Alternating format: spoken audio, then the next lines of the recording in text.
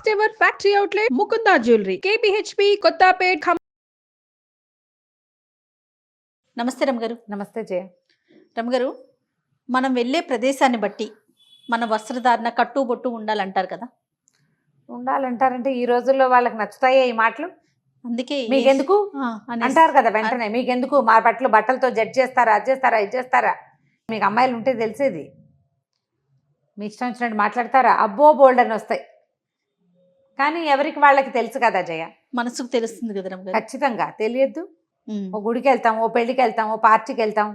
చెప్పు, ఒక పిల్ల జీన్స్ ప్యాంటు టీషర్టు వేసుకుంది అనుకో, అదేదో పార్టీకి వెళ్తుంది. నువ్వు బొట్టు పెట్టుకో, చెవులకు పెద్ద పెద్ద బుట్టలు పెట్టుకో, చేతి నిండా గోరింటాకు పెట్టుకుంటే మేము పార్టీకి వెళ్తాం, గాజులు వేసుకో అంటే గాజులు వేసుకోంటే తప్పు, మేము పార్టీకి వెళ్తాం అంటారు. బాగుంది. ఆఫీస్కి వెళ్ళే పిల్లలు ఇవన్నీ వేసుకుంటారా? గాజులు వేసుకోలేరు, బొట్లు పెట్టుకోలేరు. నేను అన్ను జనరల్గా తల్లులు చేతులు బోసి చేతులు, బోసి మెడ, బోసి చెవులు, బోసి మొహాలు. ఆఫీసుల్లో ఇలాగే ఉండాలి, అందరు ఇలాగే ఉంటారు. అక్కడ మేమేమైనా పేరెంటానికి వెళ్తున్నామా అని పోట్లాడతావు. ఓకే. గుళ్ళోకి వెళ్ళేటప్పుడు ఏదో చేతికో 2 గాజులు ఉండాలి, ఓ మెడ కాస్త బోసుగా లేకుండా, మొహం బోసుగా లేకుండా, చెవులకు ఏదైనా పెట్టుకుని కొంచెం చక్కగా తీరుగా తయారయ్యి. అదే దేవుడికి అవన్నీ కావాలా? దేవుడే కదా మన సృష్టించాడు. ఎన్ని వస్తాయి చెయ్య మాటలు.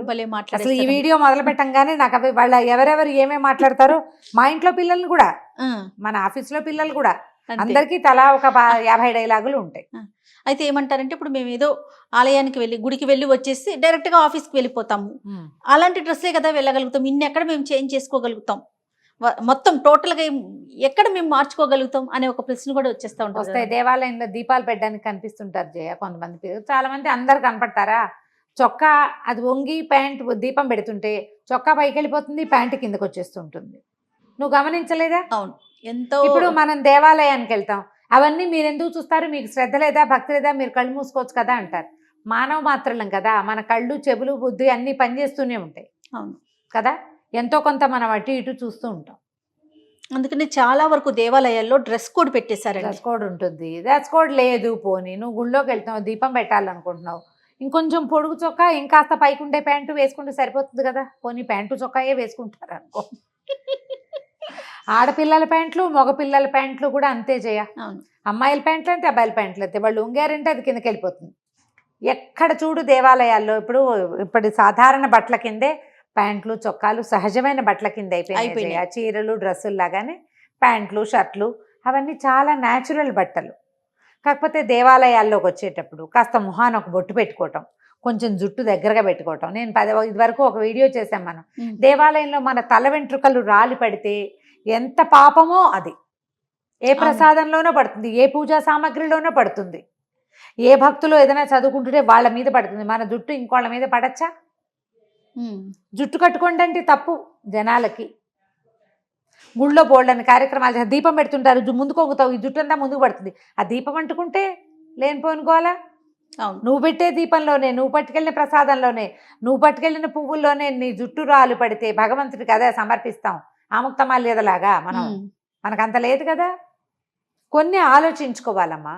మనం దేవాలయానికి వెళ్ళేటప్పుడు ఒక రకంగా మేము పట్టు చీరలు కట్టుకోండి, చక్కగా జుట్టు నిండా పువ్వులు పెట్టుకోండి, చేతి నిండా గాజులు వేసుకోండి కాదు. కొంచెం మీ బట్టలు మీరు ముందు నుంచే చూస్తారు, వెనక నుంచి చూడలేకపోతారు. అవును. వీళ్ళకి కొంచెం తల్లులు కూడా చెప్పాలి జయ, ఈ బట్టలతో గుళ్ళోకొద్దు. మీరు అన్నట్లు ఇప్పుడు ఒక ఫంక్షన్కి వెళ్ళేటప్పుడు ఇప్పుడు చక్కగా తయారవుతారు మీరు, లేదా ఏదైనా పార్టీకి వెళ్తున్నావు, దాన్ని తగినట్టు వెళ్ళండి. అవును, కాదంటలేదు. కాలానుగుణంగా మనం మారాల్సిందే. కానీ ఏ ప్రదేశానికి ఇవ్వవలసిన వాల్యూ ఆ ప్రదేశానికి ఇవ్వాలి. గుళ్ళోకి వెళ్ళాక బొట్టు పెట్టుకుంటాం అనకూడదు, గుడికి వెళ్తూనే బొట్టు పెట్టుకుని వెళ్ళాలి. జుట్టు తప్పకుండా బంధించాలి. జుట్టుని కొసలు ముడవకపోయినా పర్వాలే, విరబోసుకుని దేవాలయాలకు వెళ్ళబోకండి.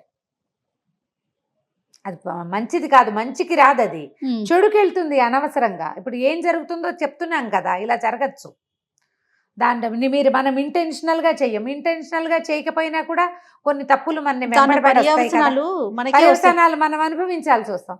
ఆ పని చేయకుండా ఉంటే సరిపోతుంది. ఎక్కడికి వెళ్ళేటప్పుడు ఓ పెళ్ళికో పేరెంటానికో వెళ్తారు, చక్కగా ఇప్పుడు పిల్లలందరూ భలే చక్కగా రెడీ అవుతారు.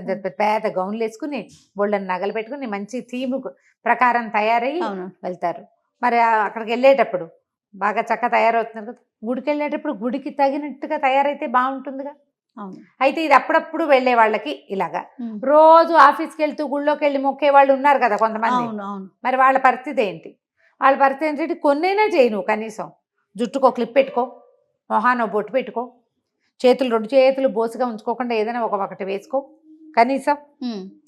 కొంచెం చొక్కాలు కాస్త మరీ పొట్టు చొక్కాలు, మరీ కిందకి వెళ్ళిపోయే ప్యాంట్లు కాకుండా ఒక కాస్త మీడియంగా, ఏమంటే వయా మీడియాగా వెళ్తే కొంచెం బెటర్గా ఉంటుంది. చూసే వాళ్ళకు కూడా ఆక్షేపణ ఉండదు. ఆక్షేపణ ఉండదు. ఇప్పుడు వాళ్ళందరూ మమ్మల్ని ఎందుకు ఆక్షేపిస్తారు? మమ్మల్ని మా డ్రెస్సును బట్టి మమ్మల్ని నిర్ధారిస్తారా?